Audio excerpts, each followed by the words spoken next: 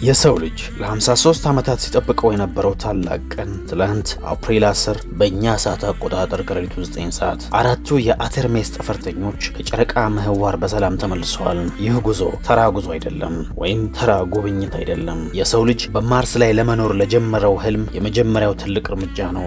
በዛሬው ቪዲዮአችን በጉዞ ወቅት ከተመዘገቡ አዳዲስ ክብረ ወሰኖች እስከ አራቱ ጀግኖች ጠፈርተኞች ማንነትና በዚያ አስፈሪ የ13 ደቂቃ የከባቢ አየር ግጭት ውስጥ ምን እንደተፈጠረ በዝርዝር እንመለከታለን። NASA's Artemis II is the first crewed lunar mission in over 50 years.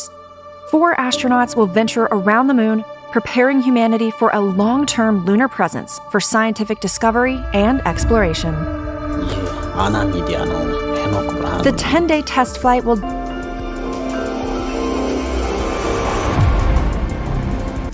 የሰው ልጅ ከ53 ዓመታት በኋላ ዳግም ታሪክን ሰርቷል። በዓለም ዙሪያ በሚሊዮኖች የሚቆጠሩ ሰዎች በጭንቀት ሲጠብቋቸው የነበሩት አራቱ የአርቴሚስ 2 ጠፈርተኞች ያንን አስፈሪ የ13 ደቂቃ የእሳት ጉዞ በድል ተወጥተው ዛሬ በፓሲፊክ ውቅያኖስ ላይ በስኬት አርፈዋል።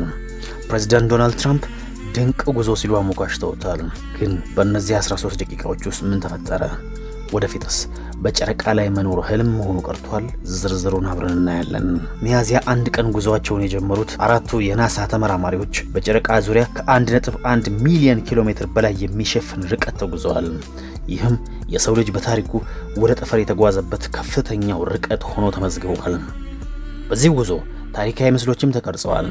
በተለይም የምድር ግርዶሽ ተብሎ የተሰየመውና ምድር በጨረቃ አድማስ ስር ስትጠልቅ የሚያሳየው ምስል ዓለምን አስደምሟል። ጠፈርተኞቹ ጨረቃ ፀሐይን ሙሉ በሙሉ ስትከልል ለ54 ደቂቃዎች ያህል በጨለማ ውስጥ ልዩ የፀሐይ ግርዶሽን ለመመልከት ችለዋል። ነገር ግን ጉዞ ሁሉ አልጋ ባልጋ አልነበረም። የኦሪዮን መንኮራኩር ወደ መሬት ከባቢ አየር ስትገባ በሰዓት 38000 ኪሎ ሜትር ፍጥነት ነበራት። ይህም ከጥይት ፍጥነት በ11 እጥፍ እንደማለት ነው። በፍጥነቱ ምክንያት የተፈጠረው 5000 ዲግሪ ሴልሺየስ የደረሰ ሙቀት መንኮራኩሯን ወደ እሳት ኳስ ቀይሯት ነበር። በዚህ ወቅት የሬዲዮ ግንኙነት በመቋረጡ ናሳ በከፍተኛ ጭንቀት ውስጥ ነበር። ይሁን እንጂ የሙቀት መከላከያው አቮካት ተልእኮውን በሚገባ ተወጥቷል። 11ዱም ፓራሹቶች ተዘርግተው በሳንዲያጎ የባህር ዳርቻ በሰላም አርፈዋል። ፕሬዚዳንት ዶናልድ ትራምፕ በቨርጂኒያ ሆነው በቴሌቪዥን በቀጥታ ሲከታተሉት እንደነበር ገልጸው ጠፈርተኞቹን በቅርቡ ዋይት ሃውስ እንደሚያገኟቸውም ቃል ገብተውላቸዋል። የናሳ ባለስልጣናት ይህንን ስኬት የአዲሱ የሰው ልጆች የህዋ ምርምር ዘንድ ጅማሮ ሲሉ ጠርተውታል። ይህ ተልእኮ ለመጀመሪያ ጊዜ አንዲት ሴት ወይም ክሪስቲና ኮክና ጥቁር አሜሪካዊ ቪክቶር ግሎቨርን የያዘ በመሆኑ የሁሉንም ተሳትፎ ያረጋገጠ ታላቅ ፕሮጀክት ሆኖ አልፏል። አርቴሚስ 2 ለቀጣዩ የአርቴሚስ 3 ተልእኮ አረንጓዴ መብራትን አብርቷል። ናሳ እንደ አውሮፓውያን አቆጣጠር በ2028 ጠፈርተኞችን በጨረቃ ላይ ለማሳረፍ በቋሚነት እዚህና እዛ ለመኖር አቅዶ እየሰራ ይገኛል። ይህ ለ53 ዓመታት ሲጠበቅ የነበረው ታላቅ ቀን አራቱ የአርቴሚስ 2 ጠፈርተኞችን ከጨረቃ ምህዋር በሰላም መመለስ ዓለም በጉጉት ሲጠብቀው ነበር። ይህ ጉዞ ተራ ጉብኝትም አልነበረውም። የሰው ልጅ በማርስ ላይ ለመኖር ለጀመረው ህልም የመጀመሪያው ትልቅ እርምጃ ነው። ለመሆኑ ይህ ጉዞ ከሌሎች የጠፈር ጉዞዎች ለየት ያደረገው ምንድነው? የመጀመሪያው የተለያየ ስብጥር ወይም ዳይቨርሲቲ ያላቸው ተመራማሪዎች በሄዳቸው ሲሆን ክሪስቲና ኮከር የተባለች ሴትና ቪክቶር ግሎቨር የተባለ ጥቁር አሜሪካዊ ከምድር ምህዋር ወጥተው ወደ ጨረቃ ተጉዘዋል።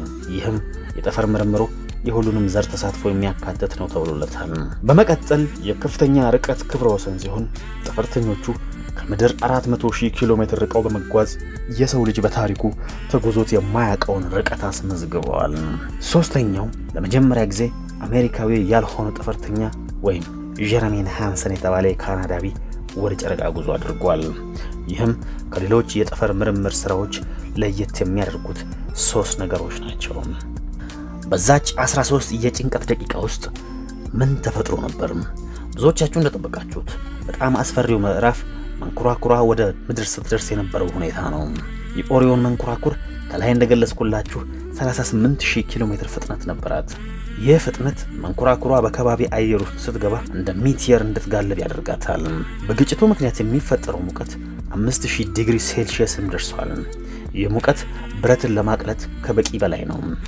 መንኮራኩሯን ያዳናት አቮካት የተባለው ልዩ የሙቀት መከላከያ ሲሆን ሙቀቱን እየተላጠ በማስወገድ ውስጡ ያሉትን ጠፈርተኞች በደህንነት ጠብቀዋል።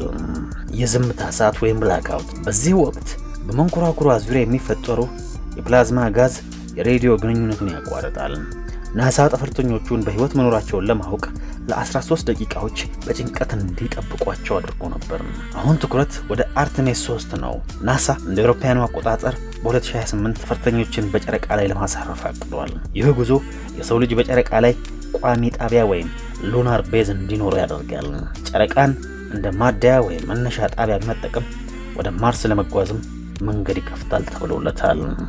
የሰው ልጅ እውቀትና ጉጉት ገደብ የለውም። ነገ ልጆቻችን ጨረቃ ላይ ሽርሽር የሚሄዱበት ቀን ሩቅ አይሆንም። የሰው ልጅ በጨረቃ ላይ መኖር ቢጀምር መሄድ ትፈልጋላችሁ ወይስ ምድራችን ትበቃናለች ትላላችሁ? እንዲሁም በጨረቃ ላይ የሚኖረው ይዞታ የሰው ልጅ ሁሉ ሀብት መሆን አለበት ወይስ በሀገራት መካከል አዲስ የድንበር ሽኩቻን ይፈጥራል? ሀሳብ አስተያየታችሁ በኮሜንት መስጫው ሳጥን ላይ አስቀምጡልን። ቪዲዮውን ከወደዳችሁት ለሌሎች እንዲደርስ ሼር አድርጉት። በቀጣይ በሌሎች አዝናኝ አስተማሪና አጓጊ ፕሮግራሞች እስከምንገናኝ ቸር ሁኑ። ሄኖክ ብርሃኑ ነበርኩ።